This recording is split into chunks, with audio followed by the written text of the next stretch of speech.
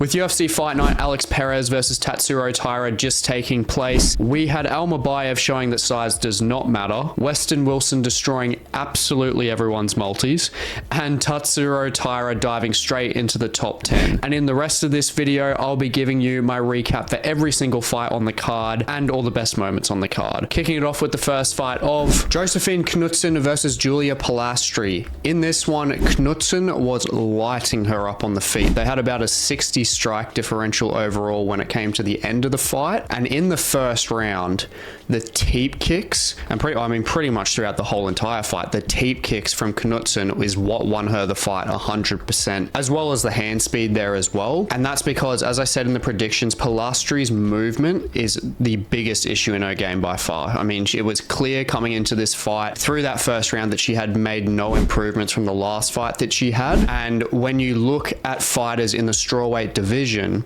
that she is going to have to go up against, like if you're pairing her up against, well, Knutsson's an example, but if you're pairing her up against fighters that are higher level, like Lupi Godinez or Marina Rodriguez or any of those ones up in that strawweight division, they have that strike speed there, and a lot of them have power too. And Polastri does not change up her game to the point where she's actually moving around and avoiding those strikes. She's not going to get anywhere in the division. But I will say, at least in the first round, she did get that takedown in the last 30 seconds, and she transitioned very well to full mount. And Knutsson did look like a bit of a fish out of water when it came to her being on her back. But that first round, with 4 minutes and 30 seconds of it, was all Knutsson. When you look at Polastri, she does have that decent ground game, and she has that strength there. That's the main thing. I think she relies on her durability and strength a little too much, especially obviously on the feet. But when you look at this fight specifically, the second and the third rounds were closer because of those grappling exchanges. She did have the grappling advantage overall in this fight, but if she works on that movement and her striking overall, I think she could actually do well in the division if her grappling holds up. But at the moment, it's just not. And I will say, going into this fight, I mean, you know, on the ground, Knutsson did have an up kick against Polastri, and it was a very good job from Chris Tognoni to actually put them back on the ground, in the ground position after that up kick. So it's good that the referee's getting a bit better to make sure that that advantage isn't taken away from the fighter that's been fouled. And, you know, Knutsson was struggling on the ground for sure. Up until that third round, she did get that sweep and took Polastri onto her back, and that was after that she was actually got out of that arm triangle attempt as well. She had won that fight, because I mean, if Polastri wasn't getting that arm triangle in that third round, it was done. Knutsson just had the sheer volume advantage overall, and I think that decision win was 100% deserved. Moving on to Melquizael Costa versus Shayilan Nuerdanbieke. So Nuerdanbieke's strength was the massive factor in this fight. He got the better of the transitions throughout pretty much the entirety of the first round, and Costa was doing a bit of a better job in the second round. He did get the back a few times, but through the first and second round, Nuerdanbieke's just out-muscled pretty much every bad position that he was in and was able to reverse it. But up until the third round, you could tell that he was slowing down, though, like especially that compact body that he has and the amount of energy he exerted in that fight. You could tell that he was slowing down, and Melky did a great job of stuffing the takedown and getting the submission off that stuff. It definitely was a deserved win. I mean, he'd faced some adversity, and it's good to see him return after that brutal Steve Garcia loss. So it's going to be interesting to see where he goes moving forward. And I think he's one of those fighters that you see, I mean, he's kind of got like the Sean O'Malley hair and everything. And I feel like if he is someone that starts pulling a finish streak together, he's just going to be that kind of noticeable character. So I think there could be a possibility that if he gets a streak together, then I feel like he could be a crowd favorite. So yeah, good win for him moving forward. Moving on to Jeka Saragih versus Weston Wilson. A fantastic win for Wilson, and absolutely horrible for everyone's multi at the same time. Saragih, he did the right thing pushing the pace. Like, he needed to push the pace hard. Obviously, from when we look at Weston Wilson's last couple of performances, we know that he's had an issue with his chin, but picking Wilson up and slamming him where in the position that Wilson was in just sealed that triangle choke completely. I mean, it was already tight as it was, but then slamming him back down just made it even more tight, you could see. And unfortunately for him, there was pretty much absolutely nothing that Saragih could probably do in that situation, to be honest. But for Wilson, this is honestly the win that he really needed after his previous performances, so hopefully he can find a bit of momentum with this win. Moving on to Carli Judice versus Gabriella Fernandes. Now, this fight was good. I would say, honestly, so far, the women's fights have been better than the men's fights in this card so far. This one was a very high output kickboxing fight, but I will say that Fernandes's timing, at least in the first and second round, was better in the exchanges, and she was stronger in the clinch as well. But you could tell that she was struggling a bit against Judice as a southpaw. With it only being her 5th fight, you've got to give it to Carli Judice. It's pretty impressive to actually show that she's able to keep up that form of output, and seeing Gabriella Fernandes having fought honestly more credible opposition than Carli Judice is. And yeah, she did do a pretty good job. I mean, her cardio was fantastic. She 100% could have gone 5 rounds. I will say that she did pull away with that 3rd round because Fernandes looked like she was about to die. She looked so gassed. But the first round was for Fernandes 100% because of the more damage, and the second round she outstruck her. So I will say it was close, but I do think that Fernandes actually did deserve the win here. Moving on to the feature prelim, Nate Maness versus Jimmy Flick. Jimmy actually did pretty well. Like, when it came to his strike defense, he was using a lot of movement and he was circling out pretty well. And the issue with Nate Maness is that he was following him. He wasn't cutting him off at all. And Nate definitely won the fight purely off the 1-2s. I mean, he was damaging Flick's face a fair bit. That's pretty much where all the damage came from. Nate did play a pretty strange game. I mean, he was getting in a lot of clinch situations. I'm not sure if he just wanted to test himself, but he was using more groundwork. You can see there's the 4.5 minutes to 2.5 minutes of control time difference there between the two of them, and that's in Nate Maness's favor. So he was definitely really utilizing that ground game for a purpose. They both went for equal amount of submission attempts. They both had two submission attempts each. So Nate Maness, I think he was trying to prove himself in some way, shape, or form there. Honestly, there wasn't a whole lot of urgency, I guess, between either of them, to be honest, to really get the finish. I mean, Maness, he did have a ninja choke attempt that looked decent for a little bit, and then there was a few guillotines as well between the both of them. But yeah, ultimately, I mean, Nate Maness did try and test himself, but I mean, I feel like he should have just ran through Jimmy Flick. So that is credit to Jimmy Flick, to be fair, but it's just another win to add to Maness's record. Now, before we go on to the main card, obviously we did have the Joshua Van versus Tagir Ulanbekov fight pull away. We obviously didn't get that one, and that's probably one of the best fights that would have been on this card. And it sucks for Joshua Van, honestly. I mean, he had that opportunity to actually make it into the top 15 and I mean, you know, break very close to the top 10, and it's not even his fault. It's Tagir Ulanbekov's fault that he couldn't even make the weight. It does suck, but hopefully Joshua Van does get a fight in the top 15 next. But yeah, it would have been good to see on this card, and losing that fight and losing the Ikram Aliskerov fight was very damaging to this fight, to be honest. But you know, there were still pretty good performances on this card that we'll get up to in the main card. And moving on to the main card, Josh Quinlan versus Adam Fugitt. So when you look at Quinlan coming into the fight, he was finding a lot of success early. He had good leg kicks, decent body shots, and he was using Superman punches as well pretty early on. So he was diversifying his striking very well. And there is a decent speed difference that we actually got to see between Quinlan and Fugitt, because Fugitt looked massive in this fight. He looked bigger than I've ever seen him before. It was pretty strange. He looked a lot bigger than Quinlan, but Fugitt looked allergic to boxing through the start of the fight. Like, he was just ripping his left leg into Quinlan's arms as much as he could. And at the start of the fight, I was thinking, well, I mean, it's not really doing anything. I mean, Josh Quinlan's just going to get reads on that and then counter it, but he was damaging Quinlan's arms a lot, and that's what we got to see by the time it came to the third round.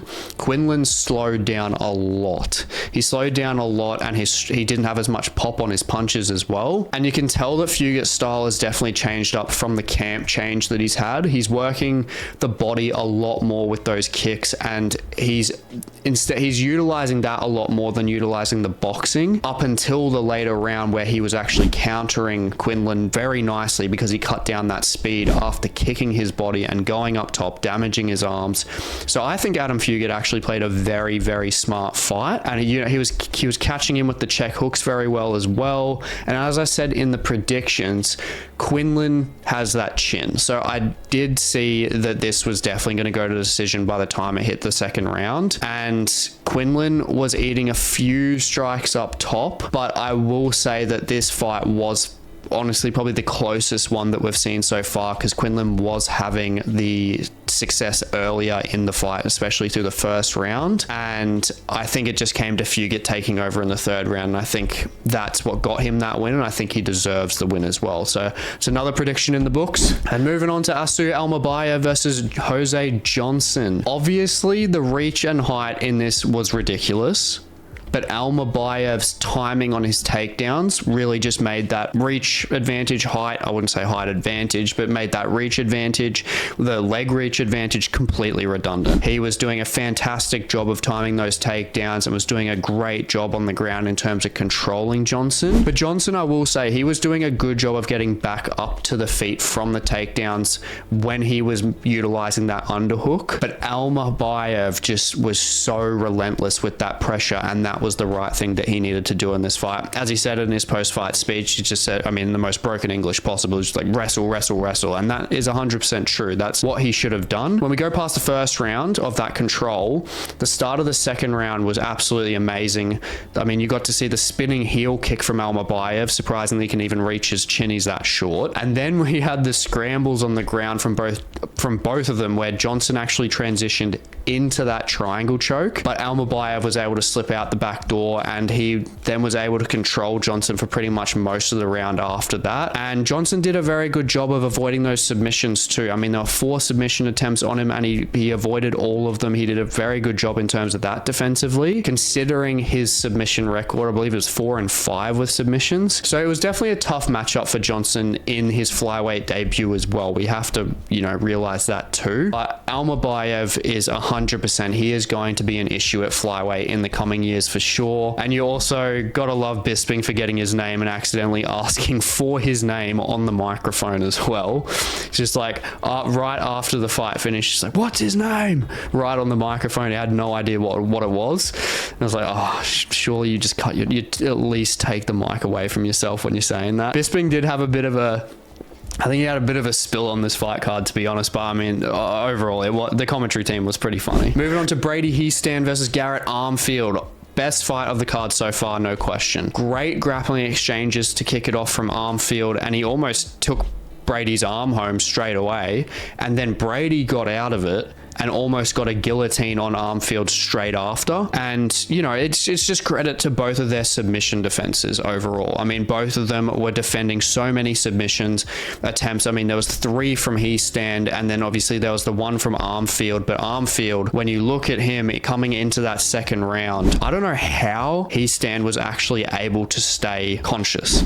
He got blasted with a 2, and then he got blasted with a 2, he got wobbled, and then just got sat on his ass with a jab, but somehow he still hung in there and then got it into the third round, got the takedown, and then took Armfield's back and got the rear naked choke. Honestly, both of them were extremely impressive. I know there was a lot of talk about Armfield's stamina not being good, but Armfield, he looked fantastic. Hiestand looked fantastic. It was a great fight overall. It was just such a high pace, literally throughout the entirety of the fight. 100% impressive from both of them, and very impressive for Hiestand to get back up from that, being so young. And I think if he is able to have performances and have that kind of, heart and willpower like that, I mean, I think he's going to do damage moving forward. Moving on to Timmy Cuamba versus Lucas Almeida. Now, Cuamba, he did have the speed advantage there, which was highlighted in that third round, but through the first 10 to 12 minutes,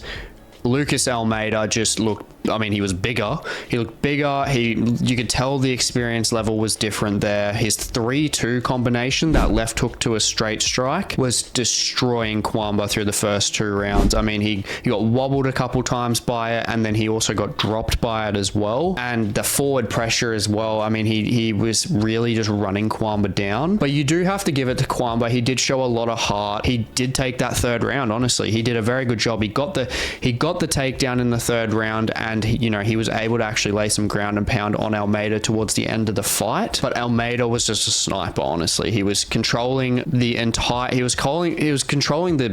octagon the whole entire time and fighting his fight. Cuamba wasn't able to fight his fight, and every time Cuamba got backed up against the cage and was trying to circle out, Almeida would just rip him to the body. And honestly, aside from that 3rd round, Almeida just absolutely ransacked this fight. He took it so well, and he probably had something to prove after losing by KO for the first time in his last fight. So yeah, he came back very, very strong, and yeah, ultimately just a fantastic comeback win for Almeida. And Cuamba, this is a good learning curve for him. I mean, he will be able to come back, and I'm sure he'll come back strong, especially with the team that he has around him. So yeah, ultimately Cuamba will come back, but Almeida, fantastic comeback win for him. Moving on to the makeshift co-main event, Douglas Silva de Andrade versus Miles John. This was 100% just the testosterone tournament of the year. I mean, both these guys were just screaming at each other pretty much the whole entire fight. But yeah, honestly, it did make for a pretty good co-main event. I'm actually not too sad about it. I mean, we've got Aliskerov coming in next week anyway, and I think it's more of a fair test for Aliskerov at his skill level. I think if he was to fight Tricoli, I think he just would have ransacked him, as I said in the predictions. So yeah, I think this was a good change up, and this fight was entertaining as that co-main event. I mean, when we look in the fight, both of these guys were pretty much just throwing the whole entire kitchen sink at each other, but Miles Johns was the one that was dictating the pace pretty much the entire fight. He did a very good job of making sure that his fight was being played in terms of that linear movement. He was landing pretty decent shots coming in, but he did his best work with those check hooks and overhands when de Andrade was moving forward and trying to press him. That was when he was landing his best shots, and a lot of them curled over, and I mean, they did land on the back of Andrade's head, but you can't do anything about that. And honestly, at one point I thought Andrade was going to get slumped straight to the canvas when he landed the overhand on his head, but Andrade is built like an absolute brick shit house, to be honest.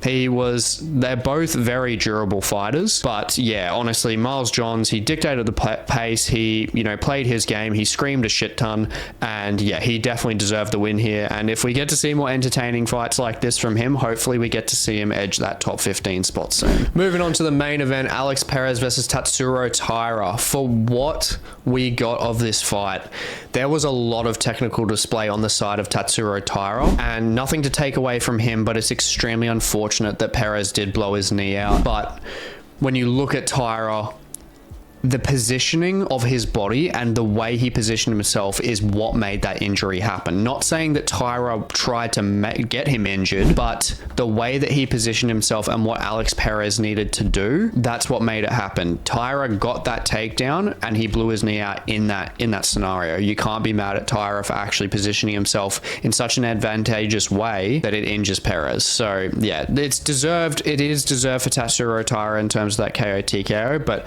it is definitely unfortunate for Alex Perez and the momentum that he was having. But when we look at Perez, I mean, he was doing what he was supposed to do. I mean, he made the fight scrappy pretty much from the jump. He was really pressing Taira, and he was you could argue that he was winning that fight because of the output.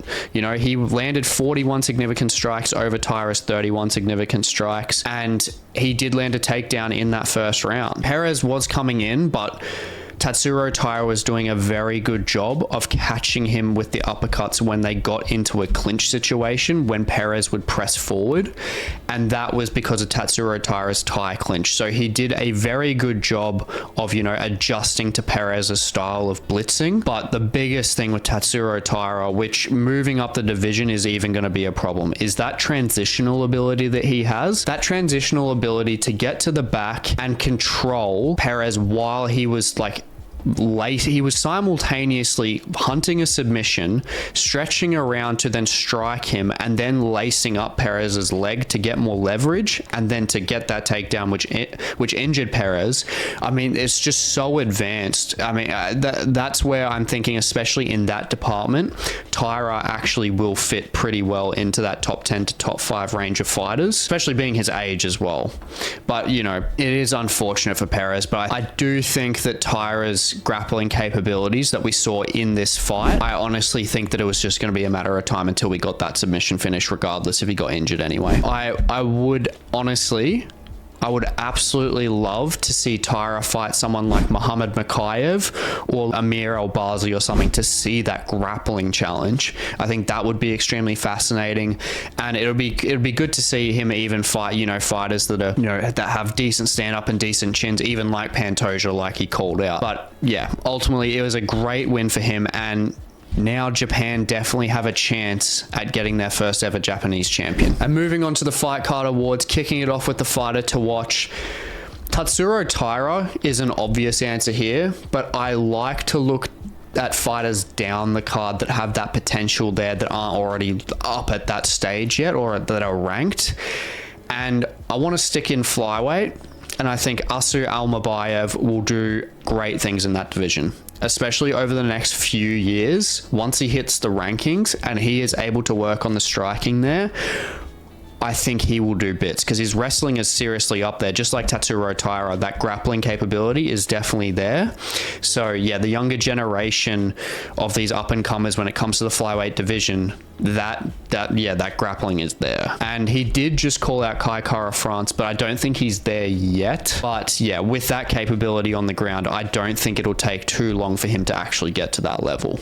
Now moving on to finish of the night, got to show respect to Brady Hiestand for that finish. Honestly, he faced so much adversity. He got wobbled like 2 or 3 times in the second round, and then came back, got that choke in the third round, and, you know, he faced that adversity. He did fantastic. He did a fantastic job. And being 25 years old, he's got so much time to tune up that striking as well. And I hope he does get on that fight night with Michael Chiesa as his teammate. I think that's in August.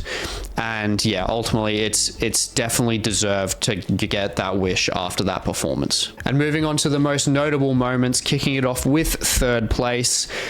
Got to show some love for Weston Wilson to get that finish against Saragih. I mean, he took no damage and destroyed a lot of people's multis, as I said before, but getting a win like that after the losses he's had against a type of fighter that is that KO threat like Saragih, I mean, it is great for his confidence moving forward. And to second place, unfortunately, got to give it to Taira's win over Alex Perez with that knee injury. I mean, it definitely sucks for Perez, and hopefully it's nothing terrible.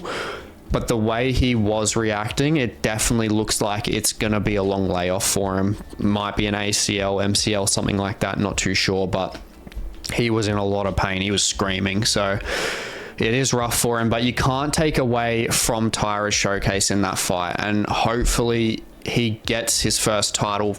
Hopefully he gets the first title for his country, honestly. That would be fantastic. He seems like a pretty stand-up kind of guy, very respectful in the cage, you know, wasn't really celebrating at all when Alex Perez busted his knee. He seems like a very classy fighter and a very skilled fighter. And number one, rewinding it back to the Armfield versus Hiestand fight, honestly, just non-stop action from start to finish, and they both showed a lot of heart, particularly Hiestand, obviously, and I don't think there's any other fight you can give fight of the night aside from this one. And with that, if you haven't already, check out my mythical matchups video on Kamaru Usman versus Jan Blachowicz back in 2021, when Kamaru Usman was the pound for pound best fighter in the world and looking for double champ status, and when Jan Blachowicz was the light heavyweight champion that he was going to fight. I've just got that here linked on the screen if you want to check that out.